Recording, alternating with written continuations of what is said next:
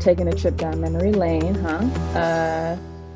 Back in high school, I don't know, pretty much the do-it-all type of player. I was a small player. I was probably 100 pounds soaking wet.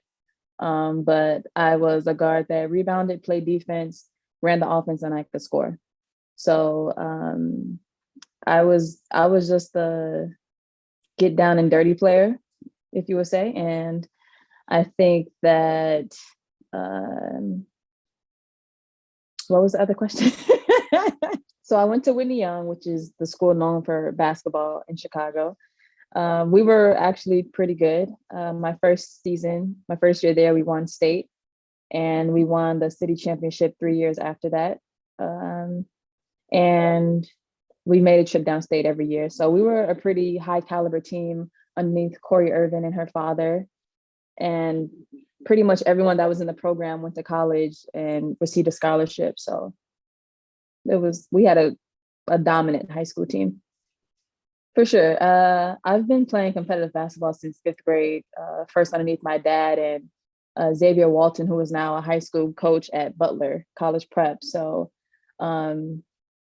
I would say that my high school journey playing for Corey Irvin, her dad, and then playing for Mac Irvin Fire AAU sort of got me ready for college. I remember my first conditioning at DePaul, I was sort of just like, that's it. I was like, I've done way harder stuff than this, but it was just a learning thing for me. And, when I got to college, I sort of realized how different we all grew up in the basketball world, and how some people were obviously more mature than others, but just the experience that we got being on a very high circuit or a widely known circuit, I was different than everyone else. Yeah, so I think I remember getting my first college letter in eighth grade, because by then I was getting ready to go to Whitney Young. So I was practicing and playing with the high school varsity team then. So I can't remember who my first letter was from. I'm sure my dad and mom would know, but from the beginning, it's always been stay humble, continue to play, continue to work hard, have fun with it.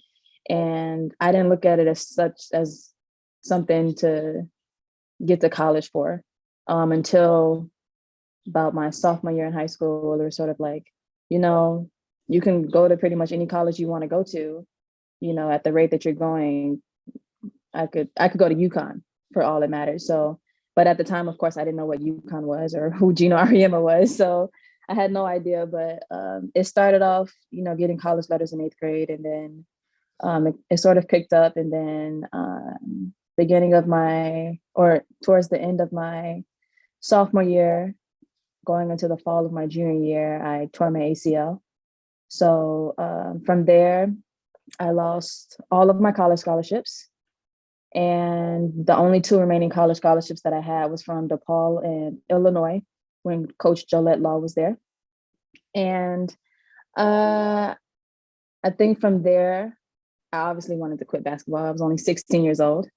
And a handwritten letter from Coach Bruno almost every single day sort of kept me going and pushed me to get back on the court. And I would say that him and Coach Law pretty much saved my basketball career at a young age, because I didn't plan on continuing with basketball. So after I got back on my feet, continued playing, and obviously all of the offers tried to come back, college coaches tried to come back and sort of be interested in stuff like that. And I sort of just said no.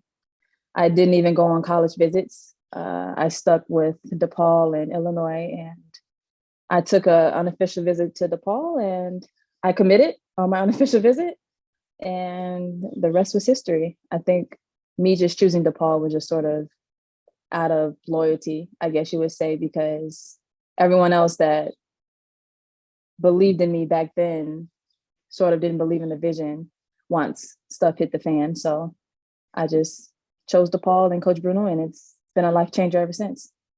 Well, I had my whole family there with me, and it was sort of a big deal because we were kind of going back with my high school coach and my AAU coach, and we are like, well, we're going to commit. We're going to commit. And it's sort of like, there's nothing you can do to change my mind.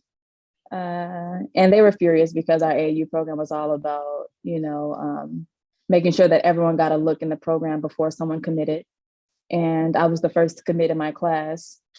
And like I said, like my parents were there, my three sisters were there. And I remember being in the conference room and I just looked over at my mom and dad and I was like, I'm gonna commit. And they were like, okay, go ahead. And Bruno just sort of asked me like, what's on your mind? And I'm just like, I would like to commit to DePaul. And he was like, you want to do that right now? And I was like, yeah, right now. And he was just like, all right, great. Well, then let's get everyone in here.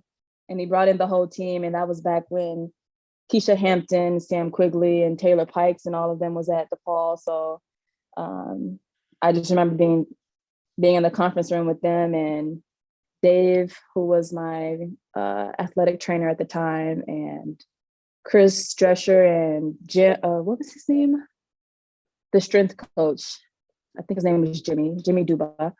And yeah, so it was a great thing.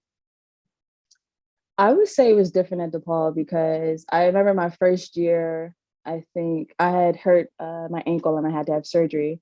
So I wasn't able to play. And during that year, I think Bruno was calling the team the Magnificent Eight or something like that, because we only had 8 eligible players at the time and we had 7 on the sidelines because of injuries. So it was difficult, but I remember us losing a lot. And it was very different for me because at Whitney Young, we were a winning program. We were known for winning. So after we got our 3rd or 4th loss, I was like, I've got more losses underneath my belt now than I've had my entire 4 years at Whitney Young. And I just didn't know what to do with that. And it was, of course, it was only 4 losses, but that was sort of different for me at the college level. But like I said, like we've had winning seasons at DePaul every year, and it's different, going from a very dominant high school to sort of coming to a college where you're not as dominant, but you're still known as being one of the top nationally. So that was great.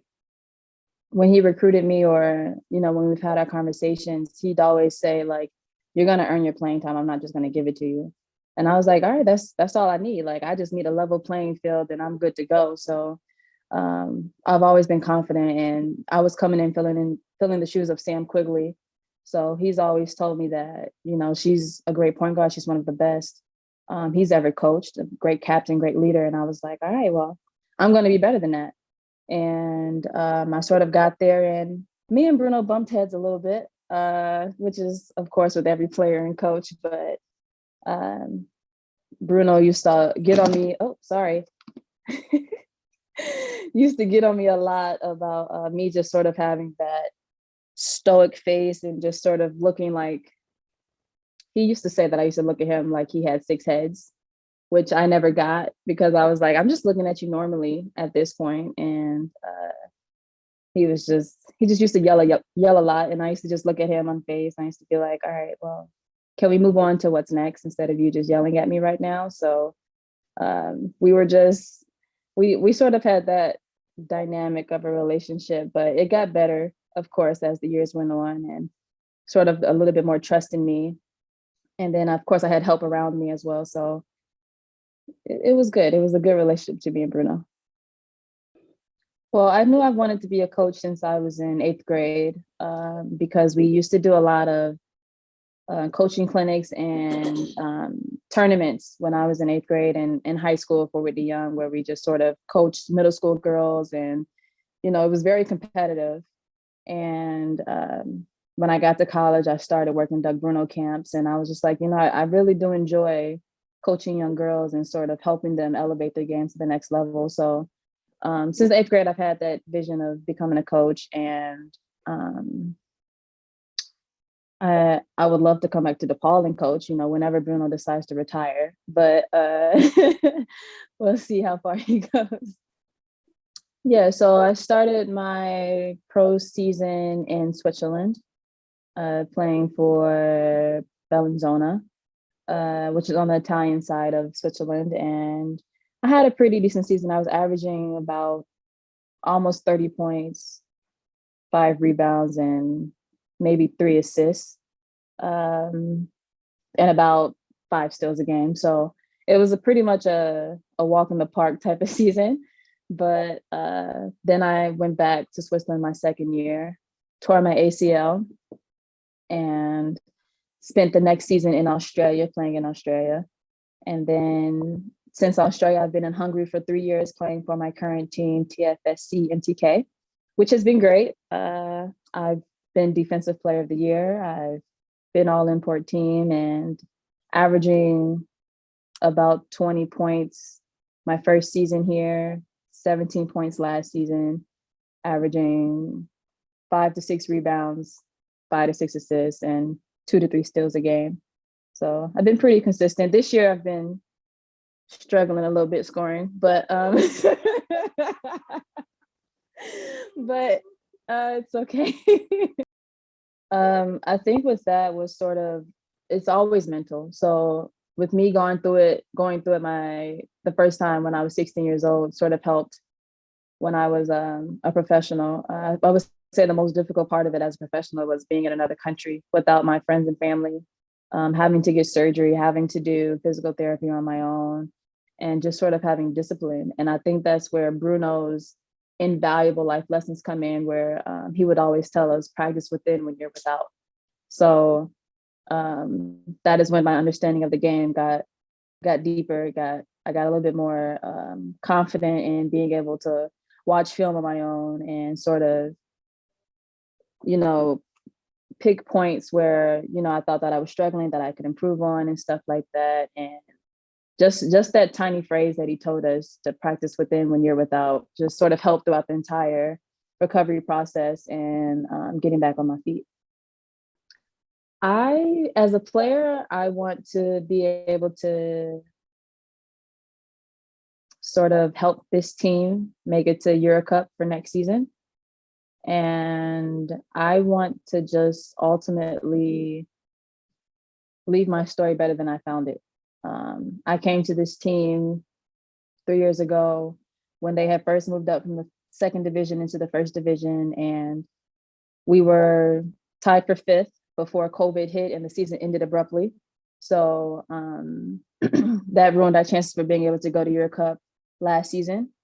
But then I had surgery last season on my hand, so I could not finish the season, and we didn't make it to EuroCup either. So my goal this year is to just help them make it to EuroCup, help my teammates become better people, better teammates, better players, and help my coaches become better coaches. So that's all I got left.